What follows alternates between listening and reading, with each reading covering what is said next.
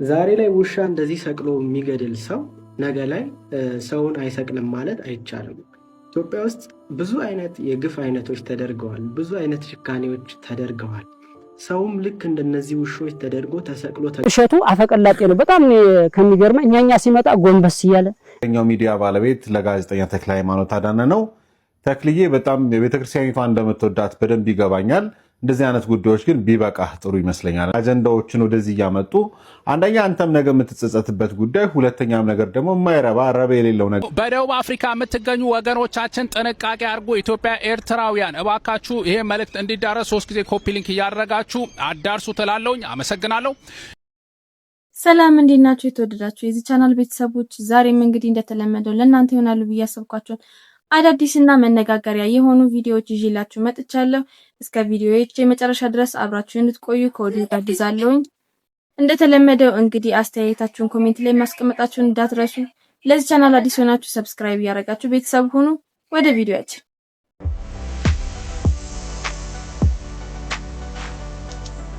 የሰሞኑን አሳዛኝና መነጋገሪያ የሆኑ ቪዲዮ እንግዲህ በሆሳዕና ሲደረግ የነበረው የውሾች ገደላ ነው። እንግዲህ ብዙ ቪዲዮዎች ተለቀዋል። አንዳንዶችም እንግዲህ አስተያየታቸውን ሰጥተውበታል። በዚህ ላይ ዛሬ ላይ ውሻ እንደዚህ ሰቅሎ የሚገድል ሰው ነገ ላይ ሰውን አይሰቅልም ማለት አይቻልም። ኢትዮጵያ ውስጥ ብዙ አይነት የግፍ አይነቶች ተደርገዋል። ብዙ አይነት ጭካኔዎች ተደርገዋል። ሰውም ልክ እንደነዚህ ውሾች ተደርጎ ተሰቅሎ ተገሏል። አሁን ላይ ግን ከሰው አልፎ መናገር የማይችሉ ምስኪን እንስሳቶች ላይም መተግበር ተጀምሯል። ይሄ እጅግ አደገኛና እዚችን ሀገር ቁልቁል ጉዞ የሚያሳይ ነጸብራቅ ነው። እንደዚህ አይነት ነገር የሚሰሩ ሰዎች ተፈልገው የእጃቸውን ማግኘት ሲገባቸው፣ ነገር ግን እንደዚህ አይነት ተግባር ሲያስደርጉ የነበሩት የቀበሌና አዘጋጃ ሰዎች መሆናቸው በጣም ያሳፍራል። እነዚህ የሚያደርጉ ሰዎች ልጆች ናቸው። ልጆችን ግን መከልከል ሲቻል ትልልቅ ሰዎች ቆመው እንዲህ አይነት ያልተገባ የማይደረግ ነውር የሆነ ነገር ከሰው ጭንቅላት የወረደ ድርጊት የሚያደርጉትን መከልከል ሲቻል ቆመው ማስገደል በጣም የሚያሳፍርና አስነዋሪ ተግባር ነው። ነገ ደግሞ ምን አይነት ከዚህ የከፋ የጭካኔ ጥግ ልናይ እንደምንችል እኔ በበኩሌ አላቅም። ግን ደግሞ አስጊና አስፈሪ እየሆነ ነው የዚች ሀገር ድርጊት። በዚች ሀገር ላይ የሚኖሩ ሰዎች ጭካኔ አስፈሪና ከባድ እየሆነ ነው። ሆሳዕና ሀገር ውሾች ላይ እየተደረገ ያለው ነገር ቪዲዮ ደርሶኝ ነበር። ብዙ ሰዎች ኧረ ውሾች እየተገደሉ ነው ምናምን ብላችሁ እየላኩልኝ ነበር። አየሁት፣ ደበረኝ። ለመናገር ራሱ ይዘገንናል። እንዴት እንደዛ እንስሳ ይገደላል? እንጃ ምን እንደምን ለምን በዱላ እንዲጨፍጭፋችሁ ድምጽ የላቸው አይናገሩም። ምን ለምንድን ነው እንደዚህ አይነት ነገር ላይ የሚበረቱት? ኧረ አይደረግም። መፈሩ በጣም ይደብራል። እንዴ እንስሳ ነገር ላይ በቃ መንግስት በጣም ኃይለኛ እርምጃ መውሰድ አለበት። እንኳን ማጥፋት አይደለም በትክክለኛ ነገር መሆን ባለበት ነገር ወይ ሼልተር ምናምን አሮን ነው እንዴ።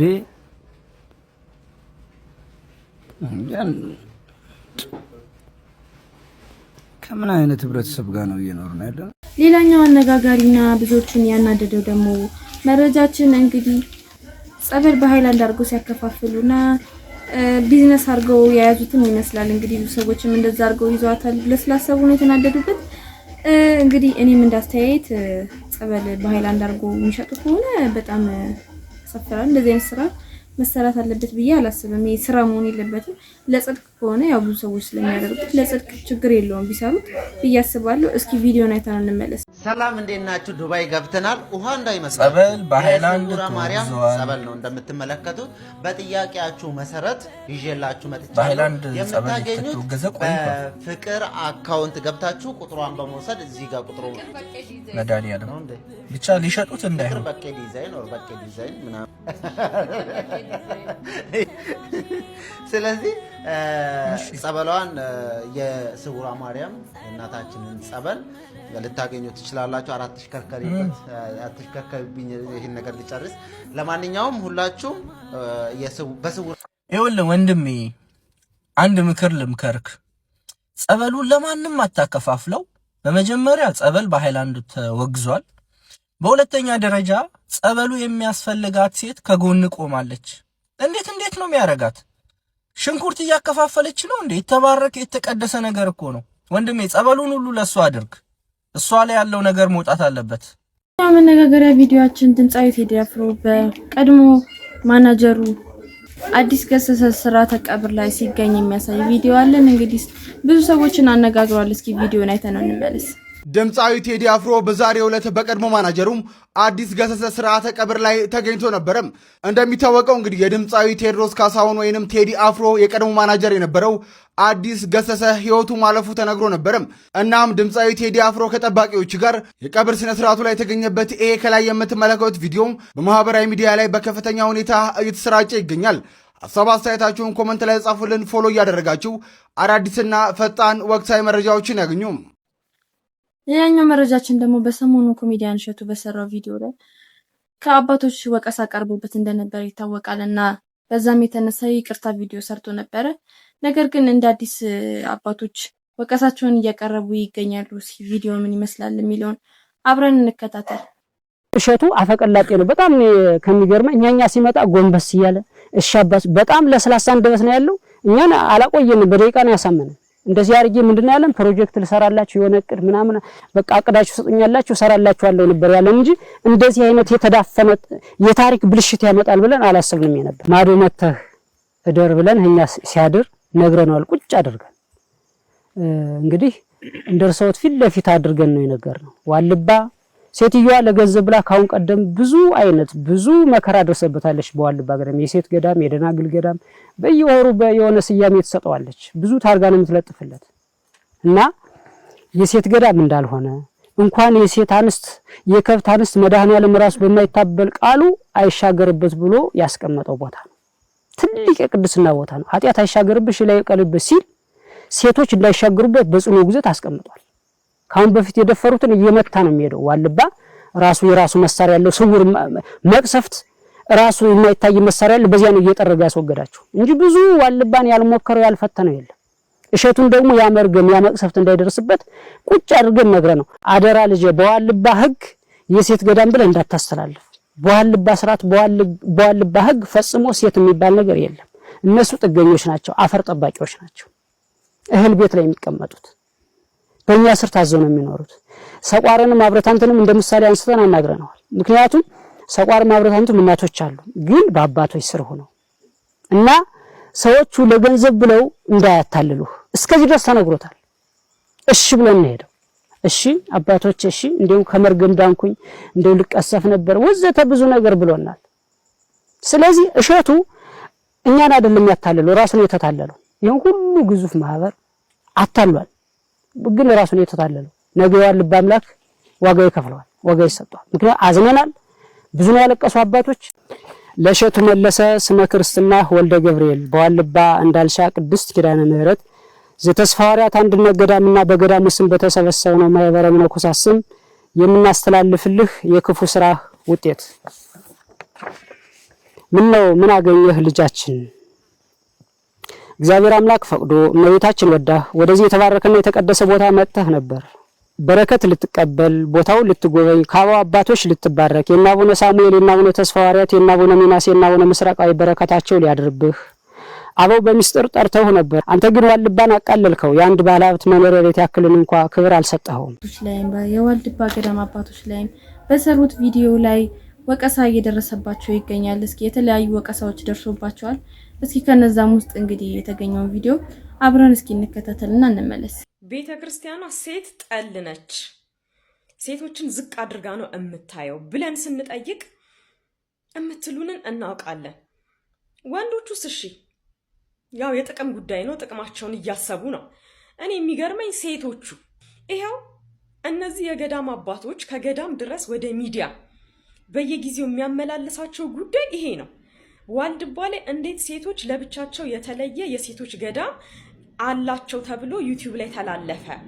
ስለዚህ እንደዚህ ለመተላለፉ ያው ይቅርታ ጠይቋል፣ ግን ድጋሚ ይቅርታ መጠየቅ አለበት። እዚሁ ድረስ በአካል መጥቶ ይቅርታ ካልጠየቀን እያሉ ነው ደግሞ አሁን እና ይቅርታ የማይጠይቀን ከሆነ እናስፈርድበታለን፣ ምህላ እንይዝበታለን፣ መቁጠሪያ እናነሳበታለን ምናምን እያሉ ነው። እና ይሄን ያህል ሴት ጠሎች ናቸው። እንዴት እንደዚህ ተባለ በሚል ነው እንግዲህ ይሄ ሁላ ማለት ነው። ምክንያቱም ምን አሉ ዓለማዊ ላይ ይሄ እሱ ከዓለም ያመጣውን የሴቶች እኩልነት ሴቶች ከወንዶች እኩል ናቸው ምናምን የሚል አስተሳሰብን ይዞ መጥቶ ገዳም ላይ ሴቶች እኩል ናቸው ብሏል። የሴቶች ገዳም አለ ብሏል። እና እዚህ ደግሞ ይሄ አይሰራም። የቤተ ክርስቲያን ሕግን መጋፋት ነው፣ መተላለፍ ነው። በቤተ ክርስቲያን ሴቶች ከወንድ እኩል አይደሉም። በግልጽ ማለት ነው። አስገባላችኋለሁ። በቤተ ክርስቲያን ሴቶች ከወንድ እኩል አይደሉም። ማን እዛ ጋር ድርሷቸው የሚኖሩት በእኛ ስር ነው። እኛ እያዘዝናቸው ነው የሚኖሩት።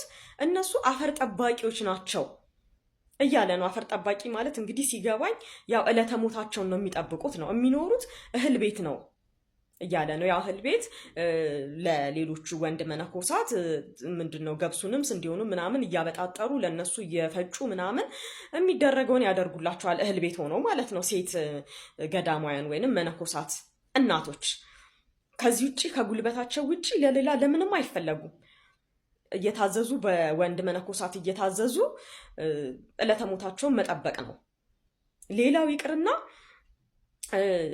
አይደለም የሰው ሴት የእንስሳ ሴቶች እንኳን ወደማይገቡበት ገዳም ሴቷን መነኩሴ ያስገብቷል እያሉ ነው። እና ከሰው አልፈው የእንስሳ ሴቶችን ሁላ የሚጠሉ ናቸው።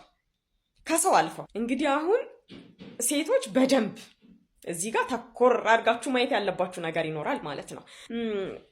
ዳልሻ ላይ የሴቶች ገዳም አለ መባሉ ወደ ሌሎችም የዋልድባ ገዳማቶች ይሄ ነገር ከተላለፈ ወረርሽኝ ማለት ነው። አደገኛ በቃ በሽታ ነው ይሄ።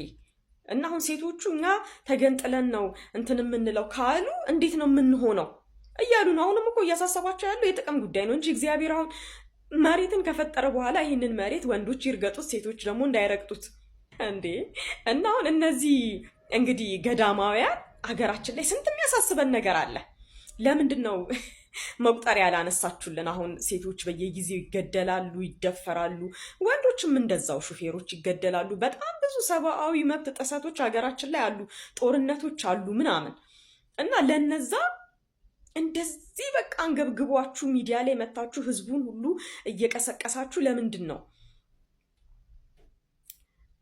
ምህላ ማትይዙት ማታወግዙት ምናምን? አገሪቱ ላይ ያሉትን ነገሮች እንደዚህ ሙጥኝ ብላችሁ ለዛውም ይቅርታ ተጠይቃችሁ ድጋሚ በአካል መጥቶ ይቅርታ ይጠይቃል ነው ደግሞ ሆን እያሉ ያሉት። ለምን የሴቶች ገዳም ብሎ አስተላለፈ? በቃ ሌላ ጉዳይ እኮ አይደለም ይሄ። በግልጽ ምንድን ነው የሚያሳየው? ሴት ጠሎች ናቸው። በቤተ ክርስቲያን ሴቶች ከወንዶች እኩል አይደሉም። አትሸወዱ። አሁን ብዙ ጊዜኛ እንዴት ረዳት እንባላለን፣ እንዴት እኛ እንዴት እንደኩል አንታይም ምናምን ብለን ስንጠይቅ የሚሉን ነገር ምንድን ነው? ዳዊት ጸሎት ሲያደርግ እግዚአብሔርን ረዳቴ ብሎ ጸሎት አድርጓል። ያ ማለት እግዚአብሔር የዳዊት የበታች ነው ማለት ነው ወይ የምትለዋን ያመጡና በቃ ያለባብሱና እንደውም ቤተ ክርስቲያኗ እንደ ሴቶች ያከበረችው የለም፣ እንደውም ለሴቶች ትልቅ ቦታ ሰጥታለች ምናምን ይላሉ። የት አለ? አልተሰጠንም። እንኳን ትልቅ ቦታ ሊሰጠን የሆነ ቦታ እንኳን እንዳንረግጥ ይኸው እንደዚህ እየተደረገ ነው። ተውት ሌላውንና የሌለ እንኳን እንዴት እንደዚህ ይባላል? ዋልድባ ላይ እንዴት የሴቶች ገዳም አለ ይባላል? ጽሁፍ በቃ ማለት ይሄ አለ ስላለ ብቻ ማለት ነው። እነዚህ ናቸው እንግዲህ ሴትን ያከበሩት። እና ሴቶች በቤተ ክርስቲያን እኩል ናቸው እንደውም እንደዚህ ናቸው እያሉ የሚያስተባብሉልን ይሄንን ነው። እና በጣም ነው የሚያሳፍረው። ሴት ጠል ናቸው። የትኛውም ሃይማኖት ሴቶችን እኩል አድርጎ አይቶ አያውቅም። በቃ እኛ ሲጀምር የማንከበርበት ቦታ ላይ ምን እንሰራለን? የምንፈለገው እኮ ለጉልበታችን ብቻ ነው። በቃ በግልጽ እኮ ይኸው አስቀመጠ። እህል ቤት ነው የሚኖሩት አለ። እኛ ስያዘዝ ናቸው በእኛ ስር ሆነው ሴትና ወንድ እኩል አይደሉም። በቃ አስረግጦ ነው እኮ እያስረዳ የነበረው። በዋልባ ህግ የሴት ገዳም ብለህ እንዳታስተላልፍ። በዋልባ ስርዓት በዋልባ ህግ ፈጽሞ ሴት የሚባል ነገር የለም። እነሱ ጥገኞች ናቸው፣ አፈር ጠባቂዎች ናቸው። እህል ቤት ላይ የሚቀመጡት በእኛ ስር ታዘው ነው የሚኖሩት። አሁን ይሄ ነገር ወረርሽኝ በሽታ ነው። ይሄ ዳልሻ ላይ የተከሰተው ወረርሽኝ በሽታ ይሄ አደገኛ ቫይረስ ነው።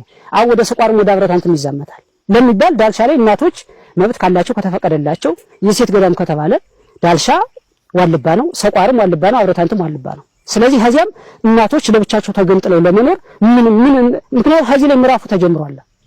ያንን ነገር ሁሉ የሚያነካካ አደገኛ በሽታ ስለሆነ አባቶች በእውነት አዝነዋል። እንኳን የሴት አንስት የከብት አንስት አይሻገርበትም እየተባለ እየተነገረ እሸቱ አፈቀላጤ ነው። በጣም ከሚገርመኝ እኛኛ ሲመጣ ጎንበስ እያለ እሻባስ በጣም ለስላሳ አንደበት ነው ያለው።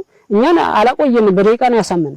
እንደዚህ አድርጌ ምንድነው ያለን ፕሮጀክት ልሰራላችሁ የሆነ እቅድ ምናምን በቃ አቅድ። ሁለት መልእክታቶችን አሉኝ በዚህ ቪዲዮ ላይ። ቪዲዮ ላይክ እና ኮፒ ሊንክ ያደረጋችሁ አዳምጡኝ። የመጀመሪያ መልእክቴ ለእግረኛው ሚዲያ ባለቤት ለጋዜጠኛ ተክለ ሃይማኖት አዳነ ነው። ተክልዬ በጣም የቤተክርስቲያኒቷ እንደምትወዳት በደንብ ይገባኛል። እንደዚህ አይነት ጉዳዮች ግን ቢበቃ ጥሩ ይመስለኛል። አጀንዳዎችን ወደዚህ እያመጡ አንደኛ አንተም ነገ የምትጸጸትበት ጉዳይ፣ ሁለተኛም ነገር ደግሞ የማይረባ ረባ የሌለው ነገርን ቢቆም ይሄ ነገር ጥሩ ይመስለኛል። ሁለተኛ ለመነኮሳት አባቶቻችን እንዲህ አይነት ጉዳዮችን ወደ ሚዲያ ሲመጣ ምናልባት ከጀርባው ሆኖ እናንተም ሂዱ እንደዚህ ማድረጉ እያሉ የሚመክሩ አካላት ሊኖሩ ይችላሉ። ግን ይሄ ነገር ቢበቃ አይሻልም ወይ? የምንኩስናስ ግብሩ እንዲህ ነው ወይ? ልጅ ነው እሸቱ፣ የቤተክርስቲያኒቷ ልጅ፣ ያውም ደግሞ በጣም ብዙ መልካምና በጎ ምግባራትን የሚሰራ የቤተክርስቲያኒቷ ልጅ ነው። ካጠፋ ጠርታችሁ ይሄ ነገር መስተካከል አለበት ብላችሁ በራሱ ሚዲያ እንዲያርም ማድረግ አይቻልም ወይ? አንድም ደግሞ ልጁ ጥፋት ከሆነ ያንን ደግሞ ለሰራበትን ቪዲዮዎችን በጣም አብራርቶ በዛ ላይም ደግሞ ይቅርታ ጠይቆ መነኮሳቱም በቤቱ ድረስ ተገኝተው በዛ ጉዳይ ላይ ተነጋግሮ የተፈታ ጉዳይስ አይደለም ወይ? ስለዚህ እንደው ቢያንስ በዚህ ዘመን ላይ ለቤተክርስቲያን የሚተጉላት የሚለፉላትን ልጆቿን በተለይ ደግሞ በዚህ ዘመን ላይ ውድድሩ ሰፊ በሆነበት ሰዓት ላይ እንደው ገፍተን ልጆቻችንን ባንጥላቸው ጥሩ ነውና እባካችሁ አባቶቻችን እናንተም ይብቃችሁ።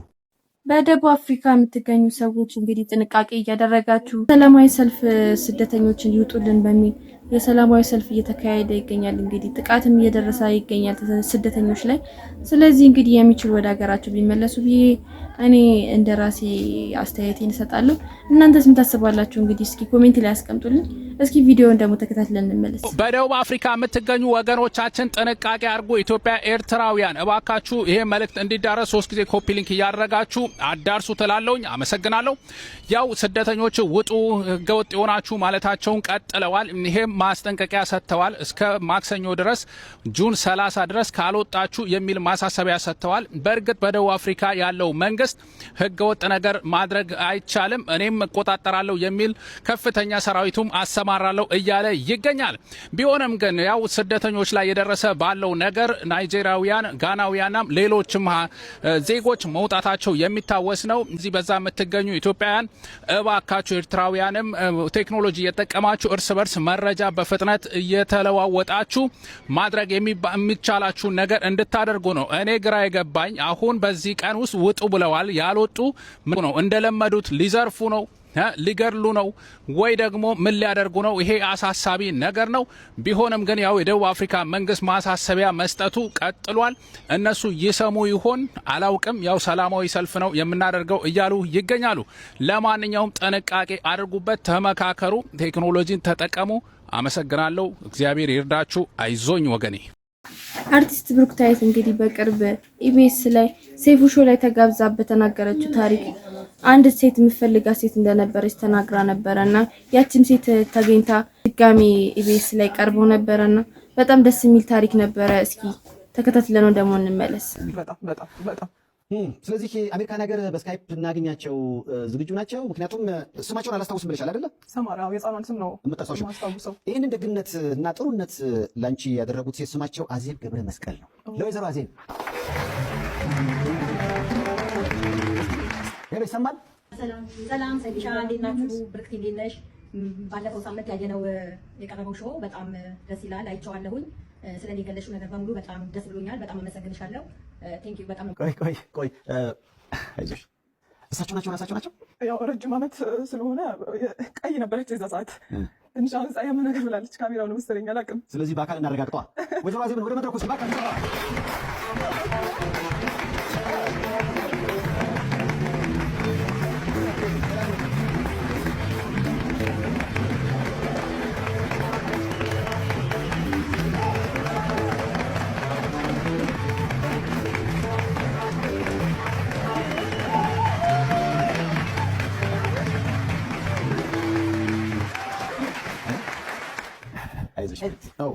ይሄ ነገር ሁሌ የምወቀስበት ነገር ነው። እዚህ ጋር አለ ስለዚህ ብርክቲና ተቀበል። ብርክቲ አይዞሽ አይዞሽ አይዞሽ እኔ ኢሞሽናል መሆን ሰው አይደለሁም። የእውነት ፍቅር ነው የማንችለው። የሆነ ጸብ ይሻለኛል መሰለኝ። ደስታችን ያስደስታል። እንደኔ ነሻ? አዎ ታይታል። አደመጥ ደስታ ግን ትንሽ ይከብዳል። የኔ እናት እንዴት ነሽ? ረጅም ዓመታት አይደለ? እንደ 12 ዓመት በጣም ብዙ ነው። በጣም ብዙ ነው 12 ዓመት። እኔ ግን ሁሌ ይሻለሁ። አንቺ ሁሌ ታይኛለሽ። እውነት ነው። ስታያት ምን ታያለሽ? በጣም ደስ ይለኛል። በጣም ታስታውሻታለሽ? አዎ በጣም። በምን ነበር የምታስታውሻት? በቃ እዛ መንገድ ላይ የተገናኘንበት ታይም ትዝ ይለኛል። ስታለቅስ ትዝ ይልሻል? አዎ በጣም። ምን ነበር የምትልሽ? በቃ ታለቅሳለች። አልመለስም። አውቶቡስ ላይ ነው ያገኘኋት። አንዴ ትምላ ታለቅሳለች። ወንበሩ ላይ። አዎ። አንቺ ወደ ሐዋሳ ሄድሽው እሷ ስትነግረኝ ለለቅሶ ምን አጋጥሞሽ ነበር? እኔ የአክስቴ ልጅ የባል እናት ሞተው አንድ 2 ቀን እዛ ቆይቼ እየተመለስኩኝ በዛ ሰዓት ነው ያገኘኋት። ማለት አሁን ብዙ ጊዜ ልጆች አሁን ድረስ ይጠፋሉ። አዎ። እና አንቺ ልጅ ነበረሽ። አዎ በጣም። አሁን ለአቅመ ስራ ያልደረሱ ሰዎችን በተለይ በዛ እድሜ ሲያገኙ አባብለው ኧረ ነይ ምናምን ብለው ጉልበት ብዝበዛ አለ፣ ብዙ ነገር አለ። ምን ሰማቸው ታሪኮች በጣም ብዙ ነገር። አዎ። ግን አንቺን እኔ በጣም የወደድኩትና ያደነኩሽ ልጅም ስላለሽ እንደ ልጅሽም አየሻትና ልጅ ናት ራሷ። በጣም ልጅ ናት። ተመለስ ስትመጣ ዝም ብላ ማለት ከሐዋሳ ወደ ስትመጡ ምንም ማድረግ አልቻልሽም? ያው አብራችሁ መጣ? አዎ አብረን ነው የመጣነው። ስንመጣ ያው እያለቀሰች ልክ እንደዚህ እያለቀሰች አታልቅሽ፣ ምን ሆነሽ ነው? አታልቅሽ፣ ምን ሆነሽ ነው? መናገር አልፈለገችም። በኋላ ላይ በቃ ዝዋይ ላይ ስንደርስ እኔ በቃ እሺ ምሳ እንብላ ዝም ብትል በሚል ይዣት ወረድኩና ምሳ ልንበላ ስንወርድ ያው ሰዓቱ ደርሶ ማለት ነው ባስ ሲያቆም መብላት አልቻለችም። ታልቅሳለች ብላት ምንም በቃ መብላት አልቻለችም። ተመለሰ ምግብ። ከዛ ገባን። በቃ ልክ እንደ መምሸት እንደዚህ ሰዓት ላይ ነው አዲስ አበባ ደረስን። አይደለ ጨለም ይላል። አሁን ቆየት ነው የምትሄጂው ስላት የትም በቃ ዝም ብዬ ስለ እንዴ እንደዛማ አይሆንም እንደዛ ብለን ቆይ እንድንረጋጋለን በቤት እንድረስና እኔ ጋር አረፈ ብለን እናየዋለን ጉዳዩን ብዬ ይዣት ሄድኩ። እሺ በቃ ከዛም በኋላ ያው በቤት ውስጥ ገባ። የአድራሻ ግን ለውጥ አለ ሰማሁኝ። አዎ እሷ ባለፈው ስትነግረኝ ልደታ ምንድን ነው ልጅ አይደለችም እና ጭንቅላቷ ላይ ያለው ልደታ የሚል ነገር የግንቦት ልደታ ዕለት ነው እና አሁን ግንቦት ልደታ አለብኝ በረንዳ ላይ ቡና እናፈላለን ምናምን እያልኩ ነው ይዣት የሄድኩትና እዚህ ላይ በረንዳ ላይ ቡና አፍልተን ምናምን ፏት ቤቱ ግን ነው ትዝ የሚለኝ ግቢ ያለ ከዛ የተለያዩ ቤቶች አሉ ደረጃ ነገር አለ እና ያ ልደታ የሚለው ነገር እሱ ነው የቀረው ማለት ነው እንጂ ሰፈሩ የት ነው? ሰፈሩ ዘነበ ወርቅ ታቦት ማደሪያ ወይራ ሰፈር። እህት ነበረች ልታገባ ያለች የዛ ሰዓት ነበር። አግብታ አዲስ አግብታ አሁን እንግሊዝ ሀገር ናት። እሷ ናት እንደውም የደወለችልኝ እሷ ነች። እሷ ናት አሁን የምትላት ልጅ አሁን ብርክታዊት የምትፈልጋት ሴት የኔ እህት ነች እና የምትገኘው አዲስ አበባ ነው። ቁጥሯ የሁላችሁ ላችንን ሰማር ለምን ጎፈለች? ሰማር እሷን ስታያት በጣም ተረጋጋች። ከእሷ ጋር መጫወት ጀመረች። ሰማር ይዛኔ 4 ዓመት ልጅ ናት። የ4 ዓመት ልጅ ናት። ከእሷ ጋር ስትጮናም ተረጋጋችልኝ እንጂ በቃ ተረብሻ በቃ ያለ አይደለ ከቤት ወጣ አታውቅም። የቤት ልጅ ናት። እንደዛ ታስታውቃለች። እዛም ደግሞ ቤተሰብ እንደሚያስብ ደግሞ እኔም አውቃለሁ። ከዛ ለእናትሽ ነው ለአባትሽ ለማን ልደውል አሁን አልኳት። ያው ፍራቱ ማለት ነው አትደውይብኝ አለች።